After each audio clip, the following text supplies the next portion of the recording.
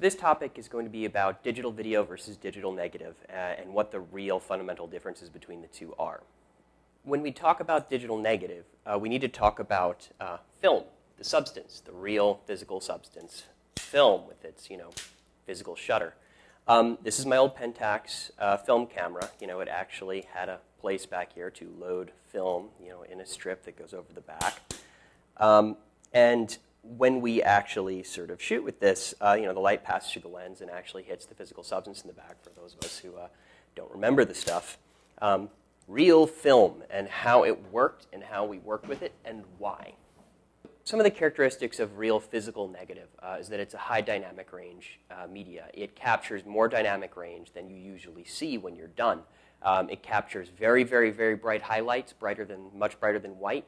And it captures much more subtle, sort of darker tones than you normally see when it's sort of properly, ideally exposed. What this means to a photographer or a director of photography on set is that what they're really looking to do is capture what's referred to as a dense negative, which is a negative that's exposed with the general correct range of what they're looking to see in the mid-sweet spot of the negative, but that they are also looking to capture brighter than white information, highlights, and sort of dark inky black information to provide them a certain amount of latitude in post-processing to re-expose the image and work on the look. If you think about it, it's a little odd. You never really look at negative. The actual negative you shoot is very rarely actually seen. What you're looking at most of the time is some form of print.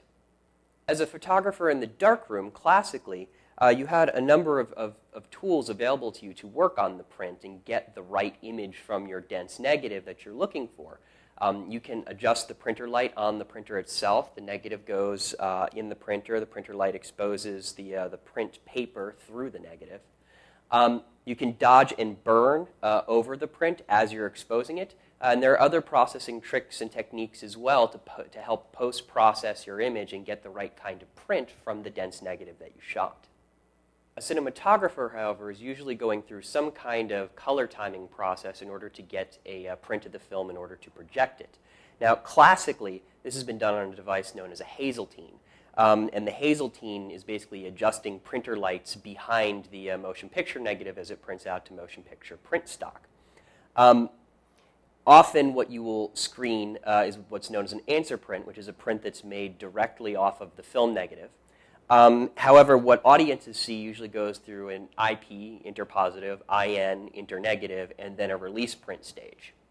So in order to evaluate or look at answer prints and prints in general, one thing you need to understand is variance is tolerance. Generally, when you look at an answer print, the lab will tell you what their aims and their targets were for the print that you're looking at.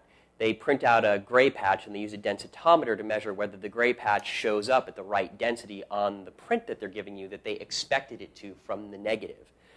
When you get to release prints, the thing to understand is that the variances will be significantly larger than what you get out of an answer print. And so mastering a film and putting it through final color timing, you have to take into consideration that a large number of the release prints are going to be overexposed or underexposed by a certain fairly substantial variance when they go out into the public.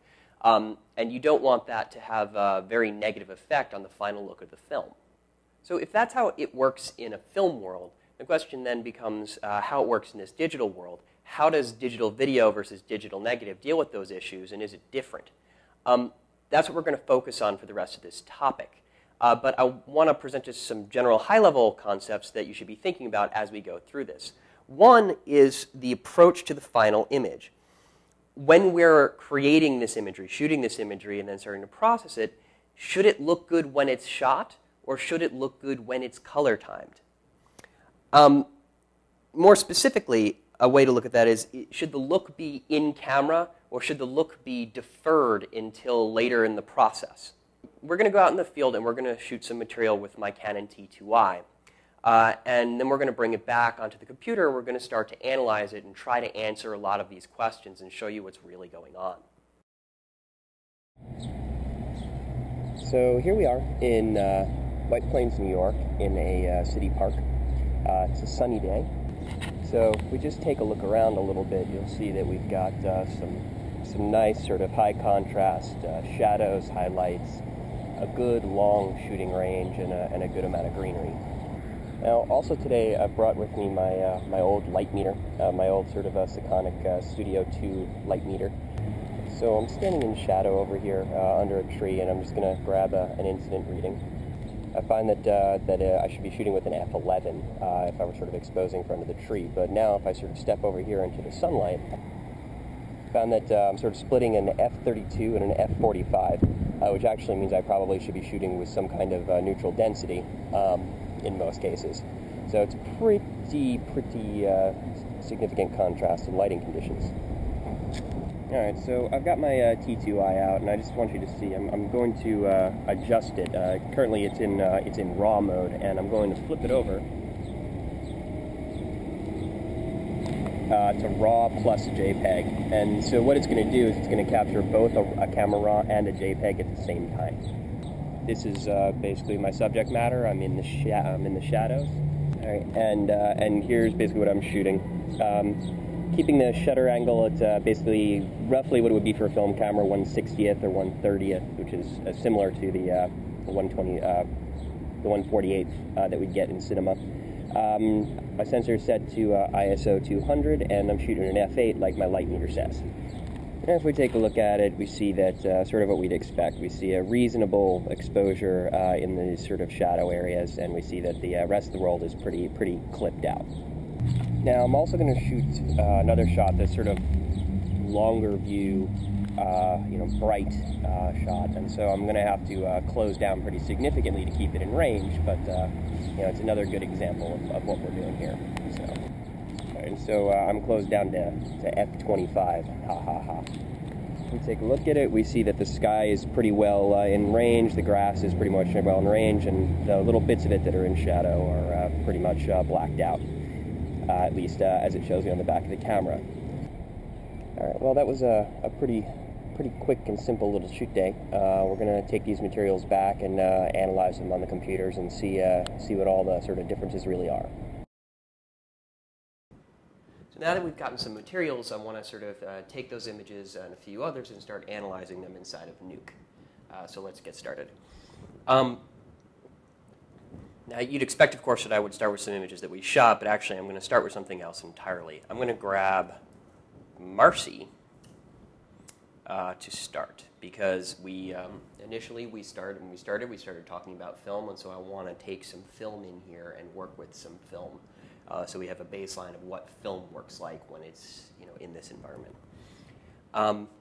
Marcy looks a little dark. That's because I have a custom color set up. I just need to bring in a viewer input for this display. Voila. Marcy now looks sort of the way you would expect. Bring her in. So Marcy is a LAD girl, or a digital LAD. I believe it's a lab aim density is what it stands for. She's a calibration image, and you'll notice that she has color patches on the left side and a skin tonish patch and a proper LAD patch or a LAD gray patch over here on the right side. She's an actual piece of film scan, as you can tell from her hairstyle. She was probably captured in the 80s. And you will find her printed up on just about every sort of digitally recorded negative that you find, because she is sort of printed at the head and tail of everything for calibration purposes. You won't see her projected usually in a theater, but you will see her when you're screening dailies or any kind of record outs. Anyhow, so this is Marcy as she exists in digital form. And so if we just zoom in a little bit and just take a look at some of the particulars of this image, it's probably worth checking them out a little bit. So, for example, you notice that in the image itself, it appears that her hair sort of clips out to white here, that we've got some overexposing on the highlights of her hair, and this sort of back rim light in particular, as it hits her hair, it blows out. And then also on her shoulder, on the side in particular, it's fully blown out, and even on the sort of the clothing detail on the side here. Her opposite shoulder is also a little bit blown out. If we look at the background, it's soft, but we see a lot of sort of dark greens and tonal detail, in the lower levels back there, and then it brightens up on the right side. we take a look at these patches, and we find they are sort of what we'd expect, which is fully brightened, color barish, not 75%, but actually 100% sort of colors. So, which is not really all that surprising. So that's what it is. Now, thing is, this is not how Marcy would look if you printed her out to film stock. We are effectively looking at a negative right now, or a digital scan of the negative that has been brought back to positive. If we were actually to print Marcy, she would look quite a bit different. I can actually show that to you because I have a print emulation LUT in here.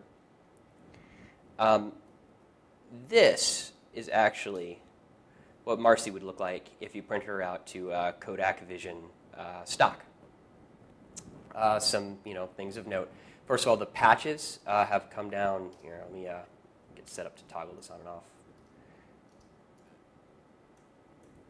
We'll just sort of do this a few times so you can sort of see the differences as we talk. The patches you'll see change dramatically in saturation and value. The green in particular just has a huge drop, and so does the red. Cyans and magentas and yellows, and this goes from sort of a full proper yellow to more of a goldenrod. And in general, the whole image takes on a slightly more golden Kodak Kodachrome tone. The contrast, if you just look at the eyes in particular, just look at the way the contrast affects her eye makeup, both with regards to the saturation and just the overall levels.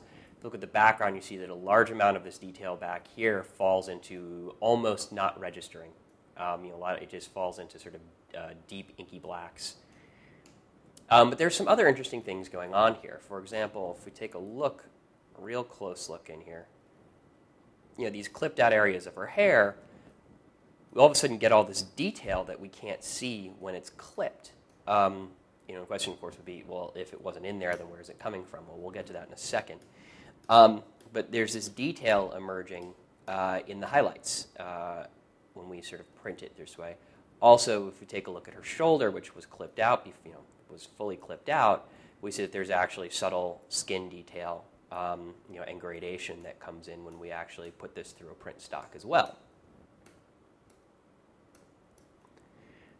So this is nothing new. This is not digital cinema per se. This is more of our typical digital intermediate pipeline that we've been using for many, many, many years.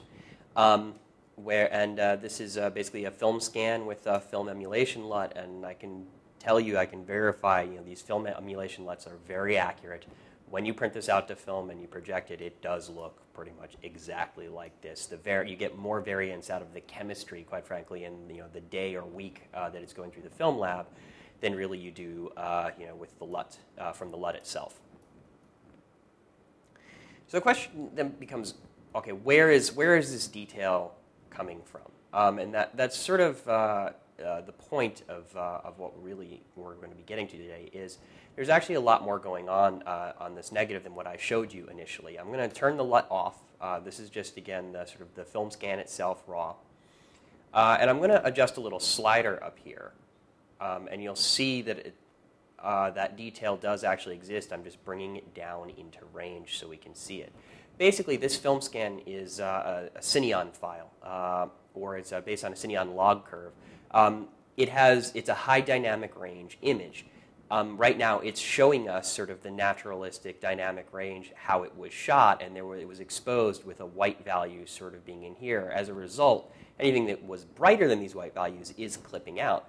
But if I effectively re-expose the image, if I stop down the camera, or then those areas that were overexposed come into proper exposure, and we can see them, and they're not clipped. And so we get the hair, we get the detail on her skin, and all that wonderful stuff. In other words, there's a lot of available range with this image.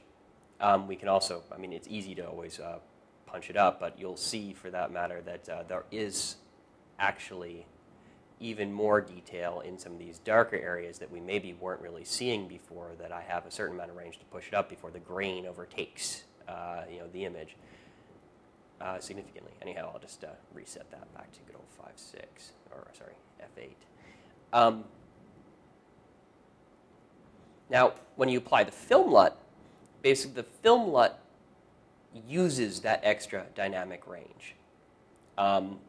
Whereas mathematically it's clipped here, what the film LUT does is sort of apply what's known as a soft clip. It sort of takes the higher highlight values and sort of puts a curve on them that brings them into range without adjusting the majority of the image. As in, if I take the LUT off and then just stop it down a little bit just to sort of match some of the tones that we're getting from the LUT, we still have a lot of clipped information in the hair and the shoulder.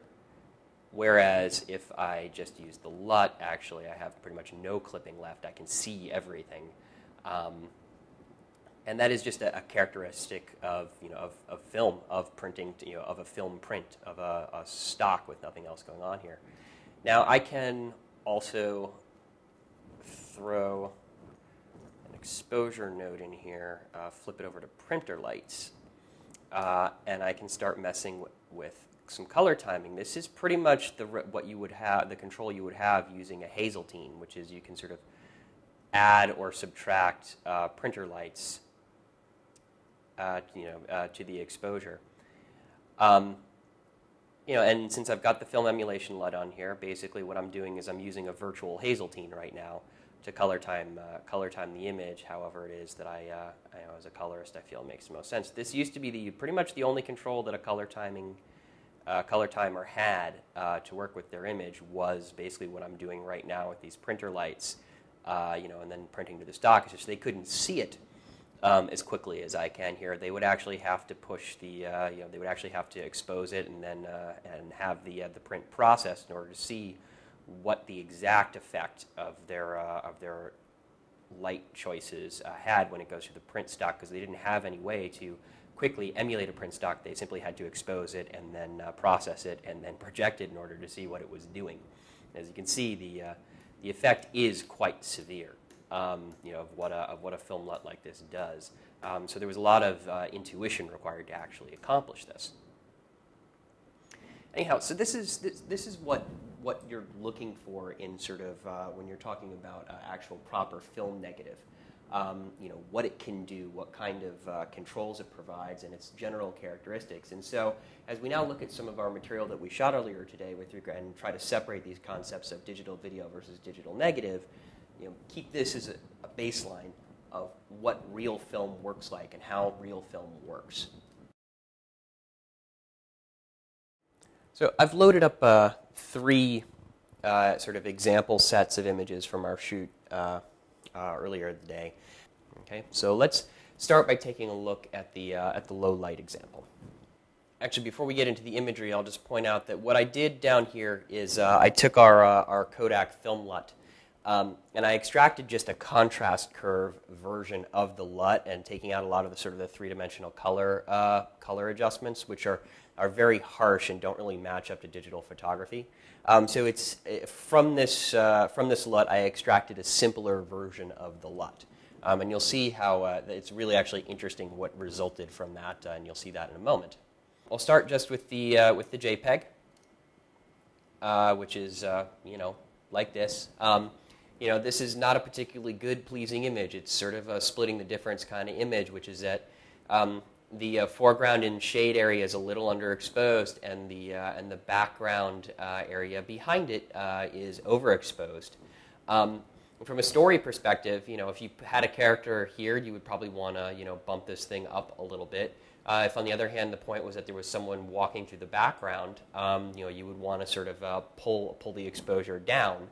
And you might not even really know what you want to do until you got into the edit and this was cut up against other shots. So let's take a look then at we'll take a look at the negative, a contrasted version of the negative, and the JPEG. So the negative, the digital negative, which, again, you should never be looking at negative, but we're going to do it for exemplary purposes here. Compared to the JPEG, it seems flatter. There's this nice crunchy sort of contrasty sort of blacks in here that you don't have in the negative. Though it's worth noting, if you take a look, there are parts of this image where there really is deep shadow, where you do get much darker. This is actually more correct, photometrically correct than this. This is a look, and you'll see how much of a look in a bit, but it's more pleasing, it's more contrasty, it's more saturated, but this is a final looked image. The negative, obviously, is not going to have those characteristics because it's more, it's supposed to be more of a documentation of the image. Now, the other areas, up in here in the overexposed areas, we get these sort of saturated, clipped out values. Again, this is what you would expect to see from a digital negative. Compared to the JPEG, it's not quite as pleasing. Now, I'm going to throw this contrast curve that I extracted from our film LUT on here, though. And now we get something much better. We've got a much more contrasty look going on through here. More saturated colors, and the highlights have come in, and through soft clip, and they're nice detail. In fact, if you just 1 and 2 between this and the JPEG, they're actually shockingly similar. There's a difference in color temperature on the low end, but the actual contrast curve, again, compare. That's JPEG versus digital negative, but when I put my LUT on it, they're almost identical with regards to contrast curve. This is the interesting thing I was talking about before. The fact that these two are equivalent, you would say, okay, so what's the difference?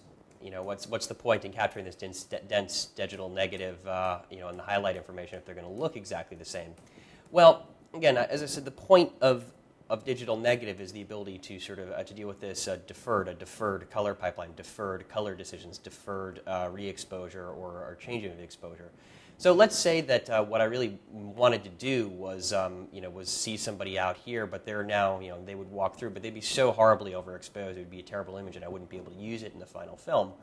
Well, so I'll just turn this node back on. This is a re-exposure node. Now, if we just look at what I did to the digital negative, this is without any, you can see that the contrast is much better back here. This is just the negative. This is not any contrast curves. But I have, what looks pretty decent back here. This is a little underexposed, but again, it's flatter. If I put my my actual contrast curves on here, though, you'll see we get something much richer. Which is that this area really is very rich with contrast and detail and color, and if somebody walked through here, we'd be able to see them and they'd look pretty decent. This area is so dark as to be almost ignored, and if you reframed this appropriately, this could basically be a foreground object. But again, it's not the best composition for this. It's not a good shot, but the point is, I've been able to adjust this image to bring this into range and look very good. With this area going out off of an image that was not initially shot this way at all. If you look at the JPEG, which is undergoing exactly the same exposure change, that is terrible. So this area is coming down, though not as much as it was in the other image. The area that we were trying to expose correctly is all milky gray. And what's going on is all of these areas that were sort of clipped out highlights are being brought down, and since there's no information and no headroom, no highlight detail to come down, all the whites are just coming in to be grays, and the contrast is terrible, and it's really milky. Compare that again to what we get when we bring the digital negative down into this range. We still keep our our highlights, because we had a certain number of stops of range, at least 2 or 3 or 4 stops of range in there to work. There was no range to be pulled down in the JPEG at all, but the digital negative worked out fine. This is really one of the big fundamental differences between digital negative versus digital video. Digital video has very little ability to pull it around after the fact, whereas digital negative holds up to it quite well. From the DP standpoint, and we'll just take this stuff off. Again, the DP, all the DP really had to focus on in this case is just get a dense digital negative, which is to say the exposure needed to be somewhere between here and there, and as long as the dynamic range wasn't so large that it fell outside the range of the sensor, we could choose to expose either way. And that was fine for the digital negative. JPEG looked exactly the same, but the JPEG could not stand up to the post-treatment. The JPEG does this. The digital negative does that. Just to show you basically that the same thing happens with the video, I also have the actual video exposed over here, exactly the same. Just to show you, there is no difference between the JPEG, which is 8 bits clip data, versus the movie, which is also 8 bits clip data. You get the same thing out of the H.264 movie that I captured. These whites have gone completely milky gray, and this hasn't really gone under all that much at all. You can't pull this image down to be in exposure the way you can the digital neg. So it's exactly the same in video as it is in JPEG, and just proving the reciprocity that JPEGs are effectively a video approach to photography, whereas the RAWs, or the XRs I've converted them into, are actual proper digital negative. All right, so moving on to the bright light example. JPEG. Which is sort of doing what you'd expect. It was really sort of exposed more appropriately for the sunlit area, which is actually a little underexposed, to be honest. It gives it this nice green, thatchy sort of look, but it's probably a little under. And the areas that are in shadow are hopelessly, dark, not visible. If you were looking to see something in here, you will not see anything in here. If we take a look at the actual neg, digital negative, which came from the RAW, it's a little different. It's the same general image, but as you can see, it's flatter, and they're actually, by default, we're already seeing a little bit more in the shadows. We know already the reason for that is that this JPEG has sort of a fake film LUT burned into it, because that's what the DNeg processor is doing. These are artificially crunched down already. This is more photometrically correct about what was actually seen, what was actually there, and we could work a look on top of this fairly easily. As an example, here is my contrast curve, the same exact contrast curve as before. This is extracted from the Kodak film LUT, and if we compare the contrast curve to the actual DNeg processor, once again, my gosh, it's nearly identical. So really nothing special here.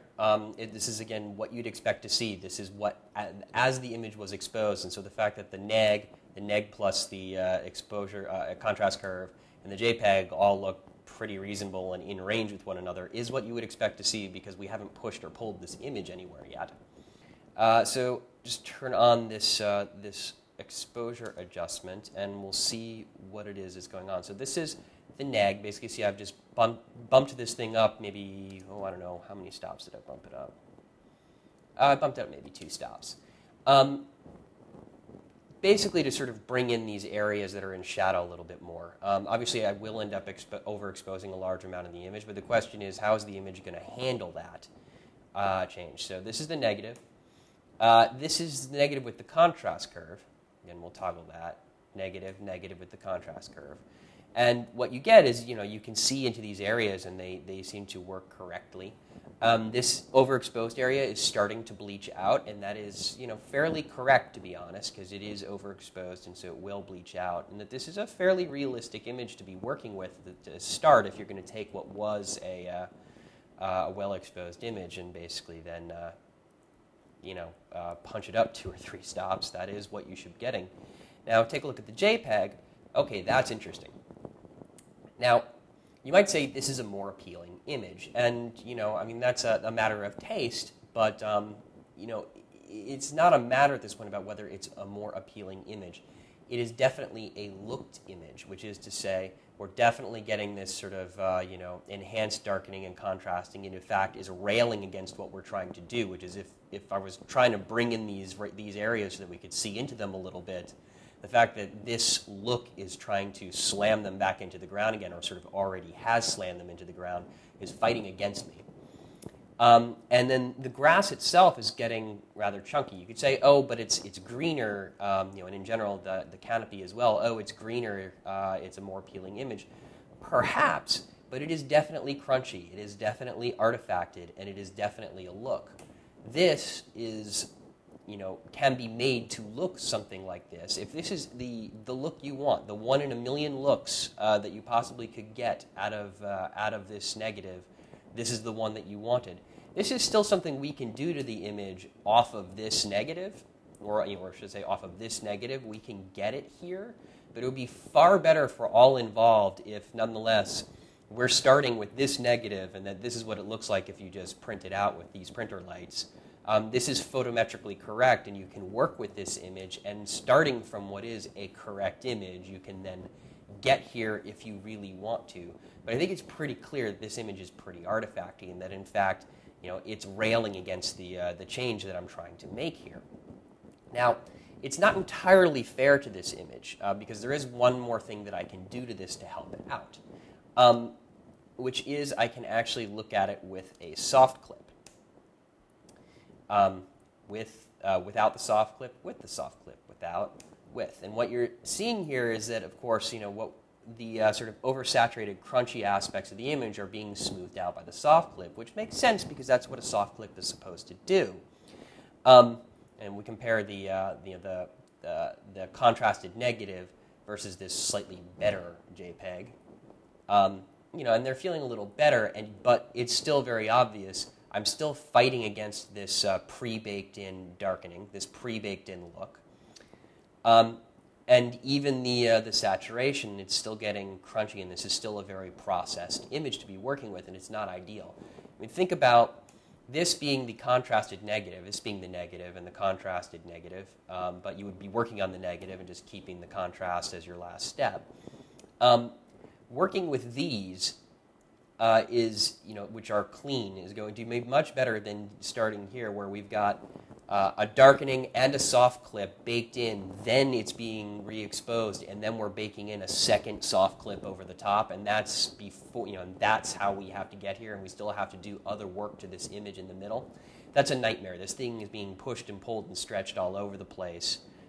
Working in here, we still have nice, proper photometrically correct imagery to use to get somewhere like here, if this is where we really want to be, or here, or something in here. So I hope this helps illustrate the difference between digital video versus digital negative when it comes to post-production, color timing, and final image manipulation and look generation. I think it's pretty clear that you have a lot more range and control later in the process when you approach things through digital negative rather than digital video. Generally, it's been said that a film is written 3 times. Once when it's written, once when it's shot, and once when it's edited. If you think in terms of having to burn your look and your color decisions and your exposure decisions into the image when you're on set, it means you don't have an opportunity to change them based on your further rewrites of the film. And from a creative standpoint, that just doesn't make much sense. You may not know that a certain sequence needs to have sort of a darker purple hue until you've effectively got it through rough cut, you cut it up against the other sequence, and you realize it needs it, it wants it, and the next sequence needs to be bright and yellow. If you shoot digital video style, you won't have the range or the elasticity in the image in order to make that change. But if you focus on capturing just a good, dense digital negative and using the tools that provide you the ability to work with it as digital negative in that manner, you will have the ability to make those changes and those tweaks and those decisions when they should be made, which is effectively after your last rewrite of the film.